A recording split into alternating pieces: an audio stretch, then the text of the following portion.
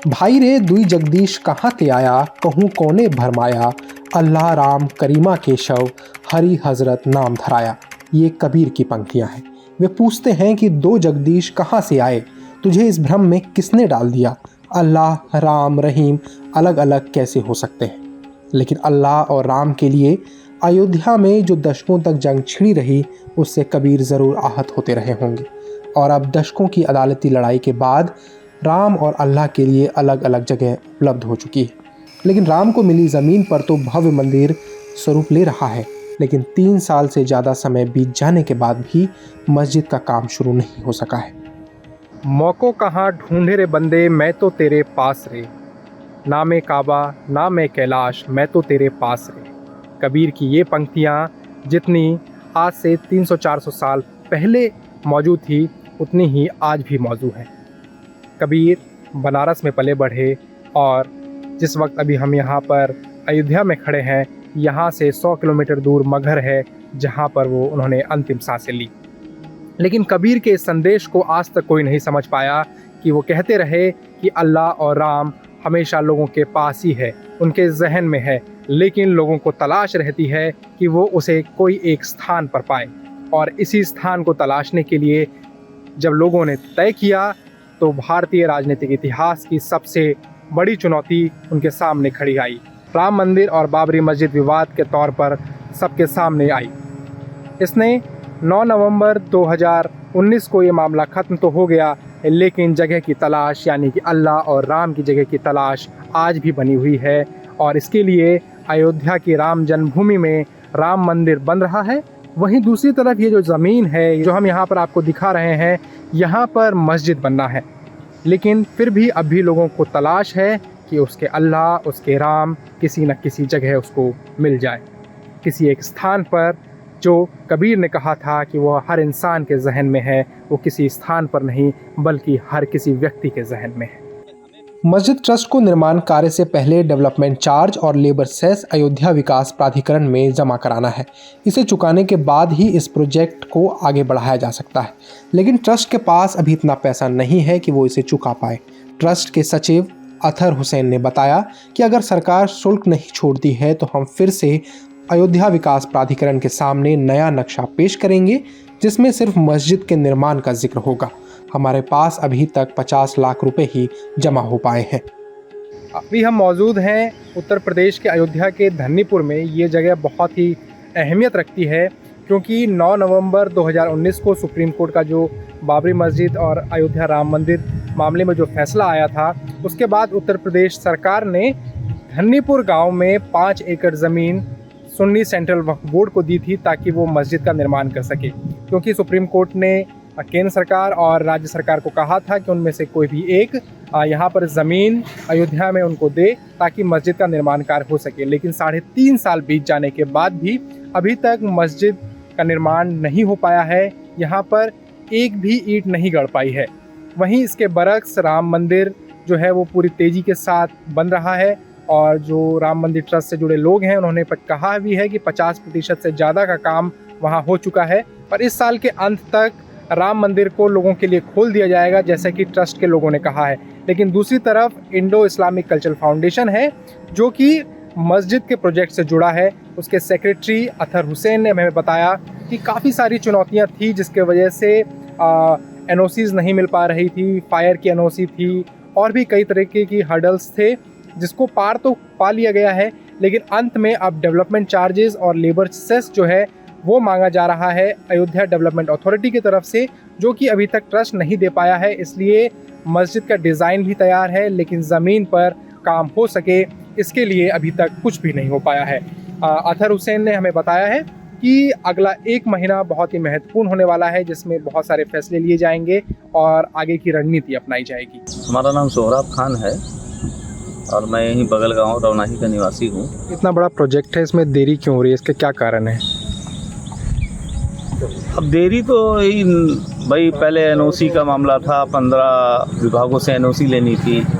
15 विभागों से एनओसी पहले ऑफलाइन मांगा, फिर ऑनलाइन मांगा, जैसा कि हम लोग को सुनने में मिला।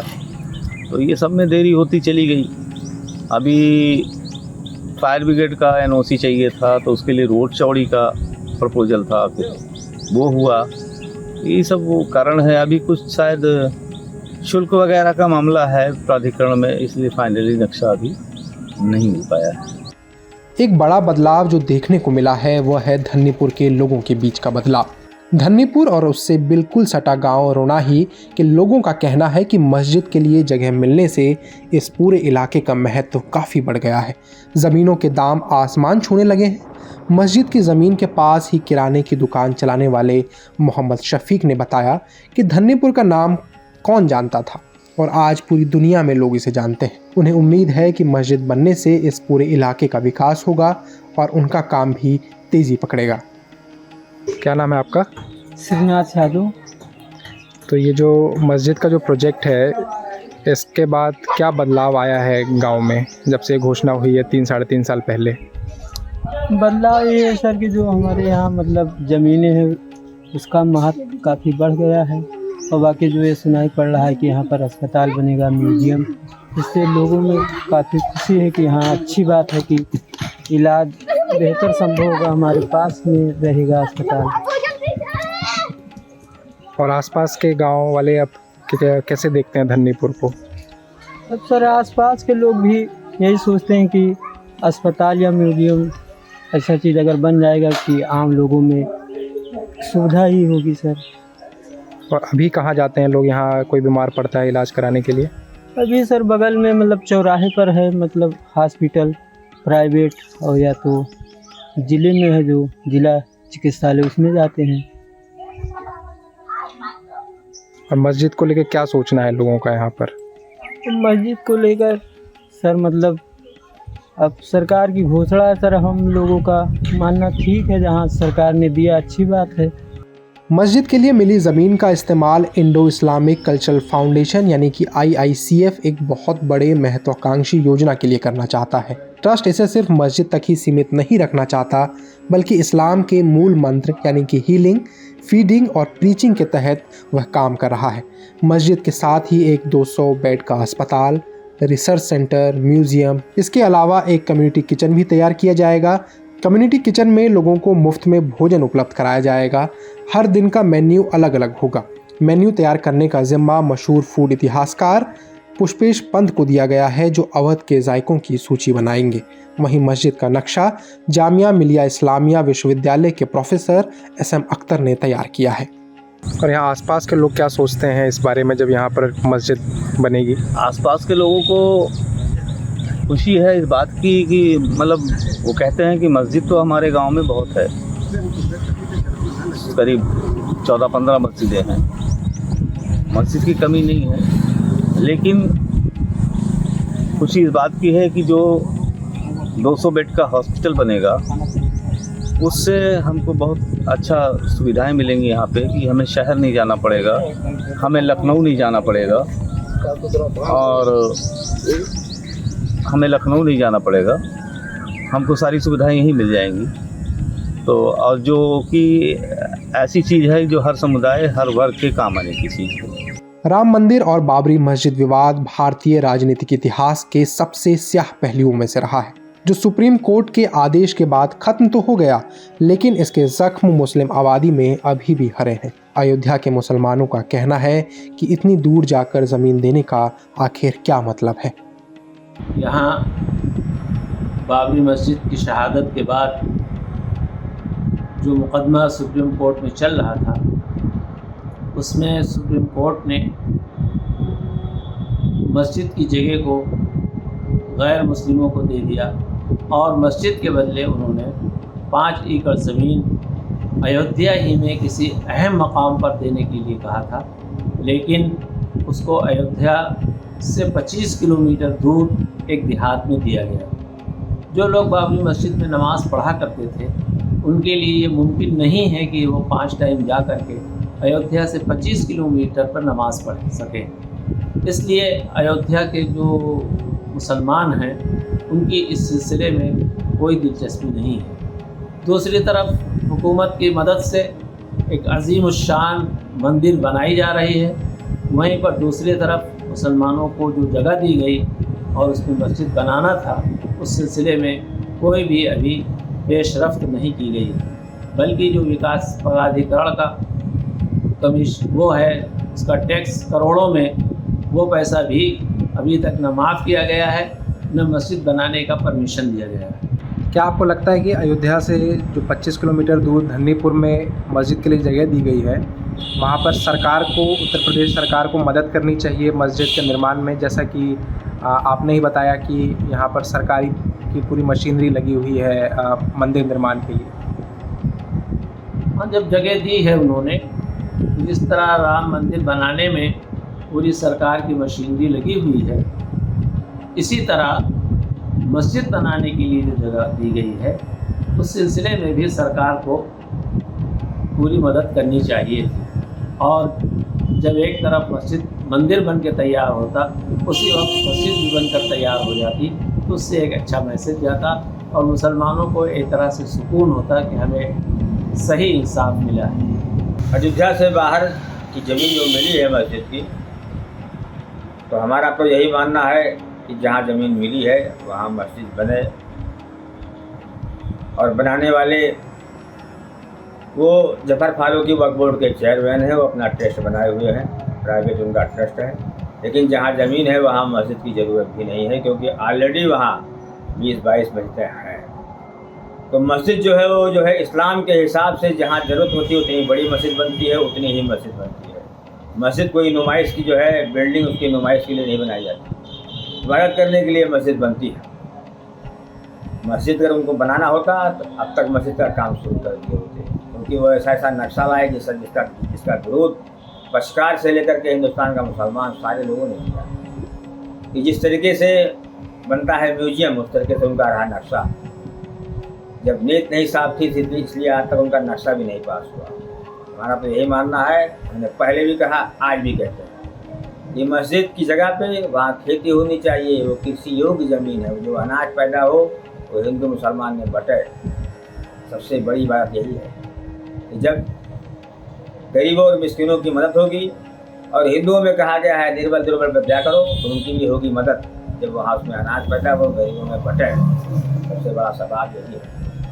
हिंदू भंडारा करता है, मुसलमान लंगर करता है। तो कम से कम एक हिंदुस्तान में एक मंदिर मस्जिद का फैसले के बीच में एक ऐसा काम होना चाहिए कि लोग, पूरी दुनिया के लोग सोचें कि हाँ सरकार ने ज़मीन दिया, वहाँ मस्जिद की ज़रूरत नहीं है, और वहाँ खेती की जा रही है, जो अनाज पैदा हो रहा है उसको हिंदू मुसलमान में बांटा जा रहा है। सबसे बड़ा काम उनके लिए यही होगा। है राम के वजूद पे हिंदुस्तान को नाज, अहले नज़र समझते हैं इसको इमाम हिंद।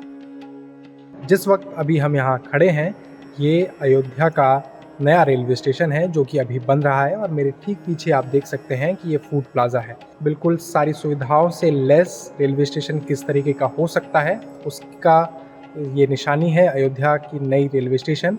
पूरे शहर में इंफ्रास्ट्रक्चर के वर्क्स हो रहे हैं, और तमाम जगहों पर सड़कें खोदी गई हैं, घरों को ढाया गया है ताकि नए सिलसिले से रोड चौड़ीकरण हो सके और बेहतर घर बन सके। पूरे शहर में अभी धूल ही धूल है, और इस बीच ये तारीख का पता चल गया है कि इस साल के अंत तक राम मंदिर के लिए सारी सुविधाएं शुरू हो जाएंगी, और राम मंदिर जो बन रहा है उसमें राम लला जो है, राम भगवान जो है उसमें विराजमान हो जाएंगे। सारी स्थितियों को लेकर पूरे शहर में नए तरीके से इंफ्रास्ट्रक्चर वर्क्स किए जा रहे हैं। और इस बीच जो दूसरी तरफ बाबरी मस्जिद जो टूटी थी, उसके एवज में जो जगह दी गई नई सुन्नी सेंट्रल वक्फ बोर्ड को, जो धन्नीपुर में स्थित है, वहाँ पर अभी तक कुछ नहीं हुआ है। और अयोध्या के मुसलमानों का मानना है कि उनका उस मस्जिद से कोई लेना देना नहीं है, उनकी भावनाएं उस जगह से नहीं जुड़ी हुई है, क्योंकि यहाँ से 25 किलोमीटर दूर लगभग वो जगह स्थित है, और यहाँ के आम मुसलमान, यहाँ के स्थानीय मुसलमान वहाँ जाके तो नमाज कम से कम नहीं अदा करेंगे। यहाँ पे जो विकास के काम हो रहे हैं अयोध्या में, इसको कैसे देखते हैं? काफ़ी सारे लोगों के घरों को भी तोड़ा गया है, इस चीज़ को आप कैसे देखते हैं? यहाँ जो विकास के नाम पर तोड़ा जा रहा है, उसमें जो यहाँ के असल मूल रहने वाले हैं, जो गरीब है, अपना कारोबार करते थे, छोटे छोटे मकान बनाकर रहते थे, उनके मकानों को तोड़ दिया गया है और उनकी कारोबार को ख़त्म कर दिया गया है। उनके लिए कोई ऐसी जगह का भी इंतज़ाम नहीं किया गया है जहाँ जाकर वो अपना कारोबार कर सकें और अपने घर ख़ानदान की परवरिश कर सकें। जबकि हुकूमत के पास ये विकल्प मौजूद था कि वो शहर के बीच से जो सड़क जा रही है उसको चौड़ी करने के बजाय जो परिक्रमा मार्ग है उसको वो जितना चौड़ी करना चाहते चौड़ी कर सकते थे, इसलिए कि वहाँ कोई आबादी नहीं है और इस तरह वहाँ वो अच्छी आबादी बनाकर विकास भी कर सकते थे और जो गरीब हिंदू मुसलमान शहर में बसते हैं उनकी बर्बादी भी ना होती। और विकास किसका होगा, कब होगा, ये तो आने वाले वक्त ही बताएगा। लेकिन ये जो गरीब फ़िलहाल बसते हैं वो कहाँ जाएंगे मिटकर, इसका कोई अंदाज़ा नहीं। और आजकल का दौर, अयोध्या का जो दौर है, अयोध्या में ना हिंदू मुसलमान की कोई फीलिंग का ना कभी रही ना रहे। मंदिर का काम है, हिंदू मुसलमान सारे लोग खुश हैं। सड़कें बन रही हैं, सारे लोग उससे खुश हैं। एयरपोर्ट बन चुका है, सबको सुविधाएँ मिलेंगी। रेलवे स्टेशन बन रहा है उससे लोगों को सुविधाएँ मिलेंगी। तो जो भी काम सरकार अयोध्या में अब कर रही है उससे लोग खुश भी हैं। और लोग, क्योंकि अयोध्या में ज़रूरत थी, तमाम लोग बाहर से आते जाते थे, ना बढ़िया सड़कें थी, ना रेलवे स्टेशन जो है छोटा रहा आज बड़ा हो रहा है, एयरपोर्ट रहा छोटा रहा आज बड़ा हो रहा है। इससे जनता को जो है सहूलियत जो है मिलेगी और इससे एक लोगों में खुशहाली भी आएगी, बिजनेस भी लोगों का बढ़ेगा। हम तो हमारा तो यही मानना है कि सरकार अयोध्या के लिए जो कुछ भी कर रही है वो अच्छा कर रही है। मस्जिद ट्रस्ट के सचिव अतहर हुसैन का कहना है कि राम मंदिर और मस्जिद के बीच तुलना नहीं की जा सकती, क्योंकि मंदिर के लिए दशकों की तैयारी रही है। राम मंदिर ट्रस्ट के महासचिव चंपत राय मस्जिद में हो रही देरी पर कहते हैं, राम जन्मभूमि के लिए जगह दी गई, तो दूसरी तरफ जो ज़मीन, उस फैसले में ये भी कहा गया कि 5 एकड़ ज़मीन जो है वो मुस्लिम पक्ष को भी दी जाएगी, जो कि धन्नीपुर में दी गई। पर वहाँ पर 3 - 3.5 साल में कुछ भी प्रगति नहीं हुई। उस पर कुछ कहना चाहिए? मेरा नहीं, ये मेरा विषय नहीं है। ठीक, आपको घर बनाना है, आप कब बनाएंगे आप जाने, मेरे से क्या लेना देना इसका।